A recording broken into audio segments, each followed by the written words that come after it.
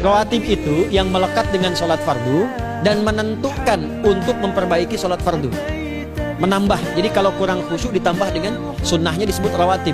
Bisa sebelum, bisa setelah sholat fardu. Ada 12 dari hadis Nabi sallallahu alaihi wasallam. Man shalla itsnatai asyrata raka'atan, siapa yang sholat 12 rakaat fi yaumin wa lailatin, yang mengiringi sholat fardu siang dan malam, ya bunyalahu bihinna baitun fil jannah, maka akan dibangunkan baginya satu rumah di surga kalau konsisten menunaikan 12 itu sampai meninggal dunia.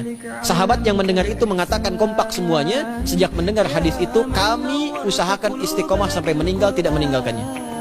12 itu 2 sebelum subuh, cepat. 4 sebelum zuhur, 2 setelah zuhur, 2 setelah maghrib, 2 setelah isya. 2 rakaat sebelum subuh, 4 rakaat sebelum zuhur. Kalau nggak bisa 4 rakaat karena terbatas waktunya, boleh 2 rakaat khusus untuk sebelum zuhur. Kalau nggak bisa 4, boleh berapa?